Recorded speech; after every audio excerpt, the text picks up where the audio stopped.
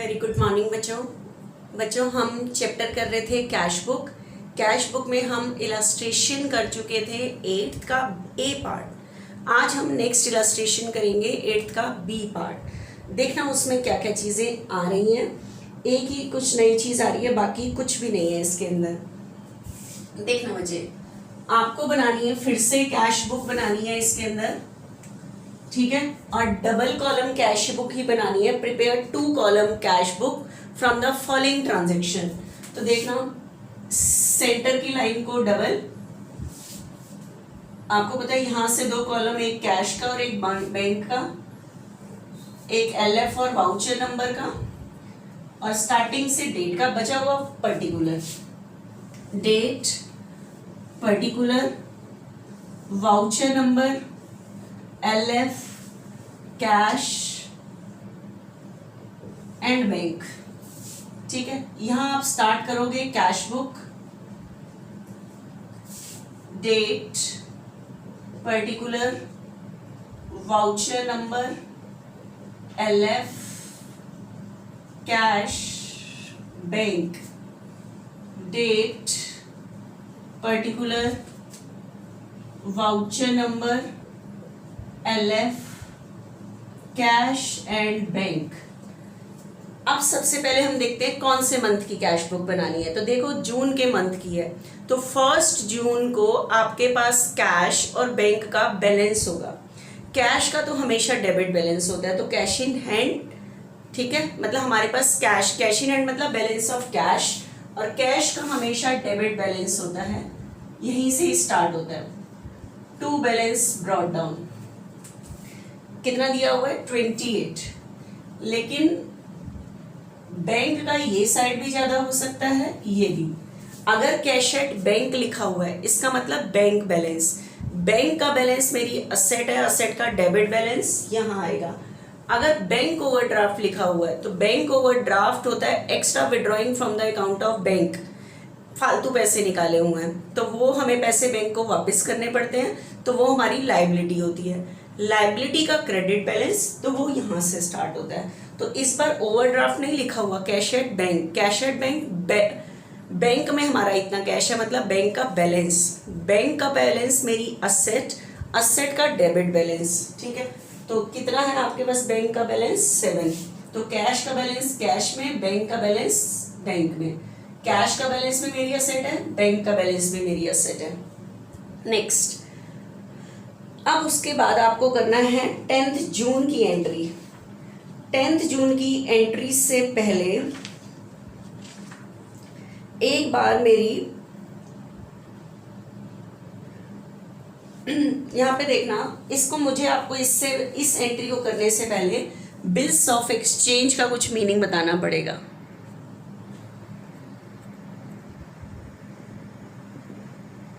ठीक है, इससे पहले मुझे आपको किसका मीनिंग और बताना पड़ेगा, बिल्स ऑफ एक्सचेंज। देखना जरा सा, बिल्स ऑफ एक्सचेंज क्या होता है उसका मीनिंग आपने ध्यान से समझना है जो मैं बता रही हूँ, ठीक है, समझो ध्यान से क्या होता है ये। अभी ये लाइन खींच देती है। Suppose that A and B, there are 2 parties. A और B 2 parties हैं। A sold goods to B. A ने किसको गुड्स सोल्ड किया है, B को 5000 का गुड्स सोल्ड किया है। A ने B को 5000 का गुड्स सोल्ड किया है, तो B ने इसके पैसे देने, A ने B को गुड्स सोल्ड किया है तो B ने इसके पैसे देने, लेकिन B इसको कह रहा है कि I will pay after 3 months, कि मैं पेमेंट कितने मंथ्स के बाद करूंगा, 3 months के बाद, कि बी ए को कह रहा है कि मैं पेमेंट 3 months के बाद करूंगा, ठीक है। तो ए को तो प्रूफ चाहिए, हो सकता है कल ये मुकर जाए तो ए ने क्या किया, इसके नाम पर एक बिल लिखा कि good sold to B and he will pay after 3 months, ये इसकी पेमेंट 3 months के बाद करेगा, ठीक है। तो इसने क्या किया, ये बिल लिखा और इस बिल को लिखकर बी के पास भेज दिया। बी के पास ये बिल आया, बी ने इस बिल पे साइन कर दिए। आपको पता है बी ने इस बिल पे जो साइन किए, साइन करने का मतलब बी ने एक्सेप्टेंस दे दी, स्वीकृति दे दी कि हाँ मैं पेमेंट 3 मंथ्स के बाद कर दूंगा। ठीक है, जब इसने बिल पे साइन किए, ठीक है, आपको पता है ये जो बिल साइन किया हुआ बिल ये वापस इसके पास वापस भेज देगा, तो इसके पास ये प्रूफ हो जाएगा। इसके पास ये जो बिल आया, बिल जो इसने साइन करके दिया, इसके लिए ये बिल है बीपी। बीपी मतलब बिल्स पेबल। आप कहोगे बिल्स पेबल मतलब ऐसा बिल जिसकी पेमेंट करनी है। तो इसने ये जो साइन किया हुआ, साइन करके बिल दिया है, तो इसको इस बिल की क्या करनी पड़ेगी, 3 मंथ्स के बाद पेमेंट करनी पड़ेगी। ठीक है, तो ये जो इसके लिए साइन किया हुआ बिल है, इसके लिए बिल्स पेबल है, क्योंकि इसने बिल पे जो साइन किया तो इस बिल की इसको क्या करनी पड़ेगी, पेमेंट। लेकिन ये साइन किया हुआ बिल इसने ए को दिया, लेकिन ए के लिए बिल पेबल नहीं है, बीआर है। बीआर मतलब बिल रिसीवेबल, ऐसा बिल जिससे पैसे रिसीव होंगे। ये जो साइन किया हुआ बिल आया है, इससे इसको पैसे रिसीव होंगे 3 मंथ्स के बाद, क्योंकि इसने साइन करके दिया है बिल पे कि हाँ मैं 3 मंथ्स के बाद पेमेंट कर दूंगा। ठीक है, ये जो बिल है, इस बिल को ही कहते हैं bills of exchange. Bills of exchange कहते हैं। ठीक है, अब मुझे बताओ ये जो बिल इसके ऊपर साइन किया हुआ आया, इसके पास आया, ये इसके लिए बीआर है, बिल रिसीवेबल, ऐसा बिल जिससे इसको पैसे रिसीव होंगे, लेकिन आज नहीं 3 मंथ्स के बाद रिसीव होंगे। ठीक है, अब मुझे बताओ ये 3 मंथ्स तक ए अपने पास इसको बिल के रखेगा, 3 मंथ्स के बाद बी के पास भेजेगा ये बिल, और बी इस बिल की क्या कर देगा, पेमेंट, इसको कैश दे देगा। लेकिन इसे ये जो बिल साइन किया हुआ है, इसके पैसे 3 मंथ्स के बाद ही मिलेंगे, क्योंकि उसने साइन ही किया कि मैं 3 महीने के बाद दूंगा। लेकिन अब मुझे बताओ, अगर ये जो ए को साइन किया हुआ बिल है, अगर इसे 3 मंथ से जल्दी पैसे चाहिए इस बिल के, बी तो नहीं देगा। ठीक है, अगर इसे इस बीआर के पैसे 3 मंथ से जल्दी चाहिए, ठीक है, तो बैंक ये फैसिलिटी देता है कि आप इस बिल के पैसे बैंक से ले सकते हो। ये जो आपके पास साइन किया हुआ बिल आया है, अगर आपको इसको जितना इसके ऊपर टाइम पीरियड दिया है इसने कि मैं पेमेंट इतने मंथ्स के बाद करूंगा, उससे जल्दी पैसे चाहिए आपको, तो आप बैंक हमें ये फैसिलिटी देता है कि हम इस बिल के पैसे बैंक से जल्दी ले सकते हैं। ठीक है, बिल के पैसे बैंक से लेना, that is called bill discounted. Bill discounted from bank. Bill के पैसे बैंक से लेना, that is called bill discounted from bank. अब आप कहोगे बैंक क्यों हमें जल्दी पैसे दे देगा बिल के? तो क्या होता है, बैंक हमें फैसिलिटी देता है, लेकिन कुछ पैसे काट के देता है। कैसे? मान लो बिल था 5000 का, कितने का था? 5। हमने इस बिल के पैसे बैंक से ले लिए, मतलब हमारे पास से बीआर चला गया, क्रेडिट वर्ड गोज आउट, और बिल के पैसे अकाउंट में आते हैं, कैश नहीं आता। ठीक है, बैंक में आए, बिल के पैसे अकाउंट में ही आते हैं। तो 5 का था, लेकिन बैंक हमें इस बिल के पैसे पूरे नहीं देता, कुछ काट के देता है।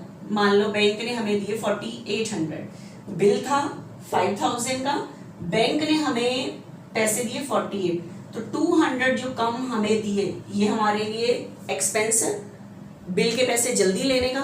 तो इस एक्सपेंस को कहते हैं डिस्काउंट चार्जेस, कि हमें बिल के पैसे जल्दी लिए, इसके लिए कुछ चार्जेस कटे, जिसे हम कहते हैं डिस्काउंट चार्जेस। तो bank account debit, discount charges account debit to BR. Bill तो गया 5 का, अगर मैं 3 मंथ्स रुकती तो मुझे बी पूरे 5000 पूरे दे देता, लेकिन मुझे 3 महीने से जल्दी पैसे चाहिए थे, तो मैंने बैंक से, तो बैंक हमें फैसिलिटी देता है कि हम इस बिल के पैसे जल्दी ले सकते हैं बैंक से। ठीक है, तो बिल तो मेरे पास 5 का था, लेकिन बैंक ने मुझे दिए 48, और ये पैसे अकाउंट में आते हैं। तो बिल के पैसे बैंक से लेना, that is called bill discounted from bank. तो बैंक जब बिल को डिस्काउंट करता है, मतलब हमें उसके पैसे देता है, तो इसके लिए कुछ चार्जेस काटता है, that is called discount charges. ठीक है, तो हमारे 5 की जगह 48 मिले, तो ये हमारे लिए एक्सपेंस है, N expense always be debited discount charges के नाम से। तो आप कहोगे बैंक को क्या फायदा है, क्यों हमें जल्दी दे देता है? आप बताओ, बैंक के पास ये बिल कितने का पहुंचा है? 5। जब 3 मंथ्स पूरे होंगे तो बैंक बिल किसके पास भेजेगा? बी। तो बी इस बार बैंक को पेमेंट कर देगा। इसको पेमेंट करेगा बैंक, और कितनी करेगा? 5। जबकि बैंक ने हमें दिए कितने हैं? 48। जबकि बी बैंक को, क्योंकि बी ने तो कहा है 3 महीने के बाद वो 5000 दे देगा, तो बी ने 3000 बैंक को 3 महीने के बाद 5000 दे दी, तो बैंक को 200 का बेनिफिट हो गया। तो जो लोग अपने बीआर को टाइम पीरियड से पहले डिस्काउंट करा लेते हैं, मतलब पैसे ले लेते हैं बैंक से, तो बैंक उनको कम देता है, क्योंकि कुछ ना कुछ तो बैंक रखेगा ना अपने पास। तो यही बेनिफिट है कि बैंक बिल को डिस्काउंट कराता है, मतलब बिल के पैसे बैंक से लेना, that is called bill discounted from bank. ठीक है, तो ये चीज आ रही है हमारे पास। तो हमारी एंट्री बनती है bank account debit discount charges account debit to B R.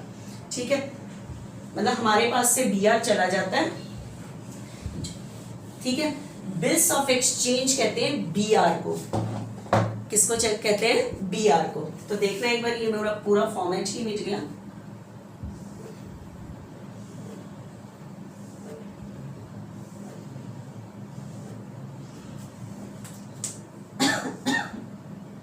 Yes, देखना नेक्स्ट डेट की ट्रांजैक्शन है 1 जून की ही।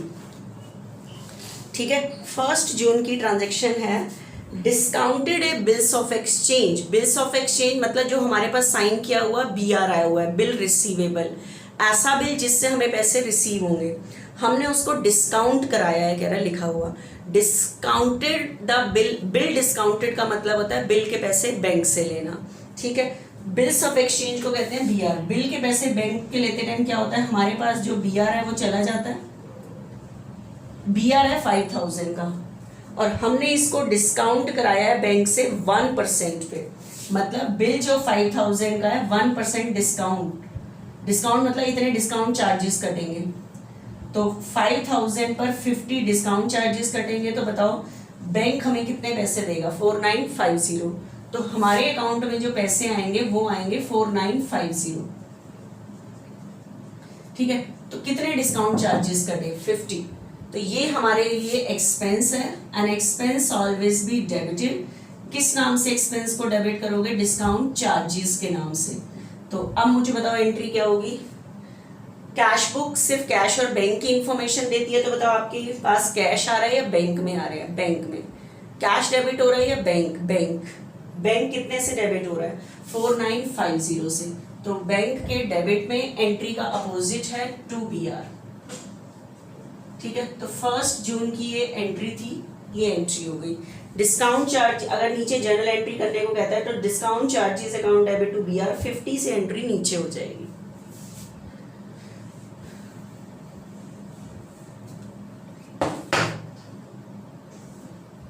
नेक्स्ट देखना एक बारी, cash sales that means goods sold for cash.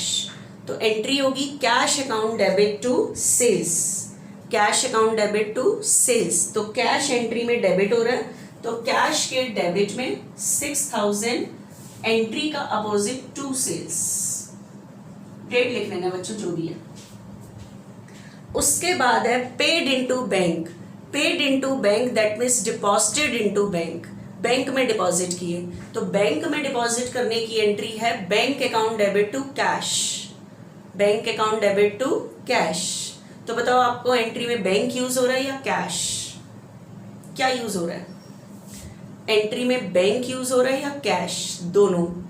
ठीक है, तो this is the Contra entry. ठीक है, Contra entry is what which affect on the both side of cash book. ठीक है, जो कैश बुक के दोनों साइड पे अफेक्ट डालती है, कैश और बैंक दोनों कॉलम पे और दोनों साइड पे अफेक्ट डालती है। ठीक है, तो एंट्री हो रही है bank account debit to cash. तो बैंक एंट्री में क्या हो रहा है? डेबिट। तो बैंक के तो डेबिट में लिखोगे टू कैश, क्योंकि डिपॉजिट करने से बैंक में तो आ रहे हैं। एंट्री हो रही है bank to cash. Cash entry में क्रेडिट है, तो कैश के क्रेडिट में एंट्री का अपोजिट बाय बैंक। डेट लिख लेना जो भी है।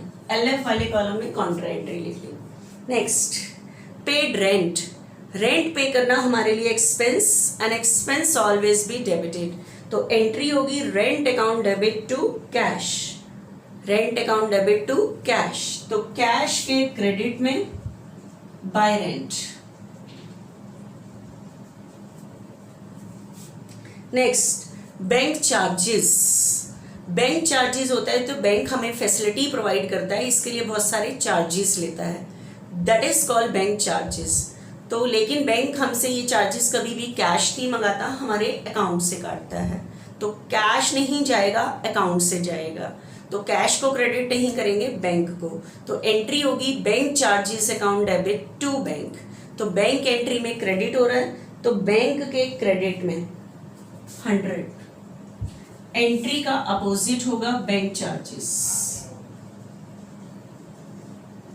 ठीक है, next withdraw from bank for personal use, bank से पैसे निकाले लेकिन पर्सनल यूज के लिए। अगर यहाँ होता withdraw from bank, personal use ना लिखा होता, तो बताओ हमारे पास बिजनेस में आता क्या, कैश, और बैंक से कम हो जाता, तो एंट्री होती cash account debit to bank. लेकिन इस टाइम हमने जो विड्रॉ किया हमारे पास कैश नहीं आया, वो हमारे घर गया है पर्सनल एक्सपेंस के लिए, और पर्सनल एक्सपेंस के लिए हम किसको डेबिट करते हैं, ड्राइंग्स को। ठीक है, तो ड्राइंग्स अकाउंट डेबिट, और बिजनेस से कैश नहीं गया बैंक से गया है, तो कैश को क्रेडिट नहीं करोगे बैंक को, तो एंट्री होगी drawings account debit to bank. तो बैंक एंट्री में क्रेडिट हो रहा है, तो बैंक के क्रेडिट में एंट्री का अपोजिट लिखोगे बाय ड्राइंग्स। ठीक है, next purchase goods on credit from Vinay, किससे गुड्स परचेज किया है, विनय से, ऑन क्रेडिट। तो बताओ गुड्स परचेज करना मेरे लिए expense, and expense always be debited, तो एंट्री होगी परचेजेस अकाउंट डेबिट टू विनय, क्योंकि उधार खरीदा है तो हमारी लायबिलिटी बढ़ जाएगी, किसके अगेंस्ट, विनय के, तो purchases account debit to Vinay.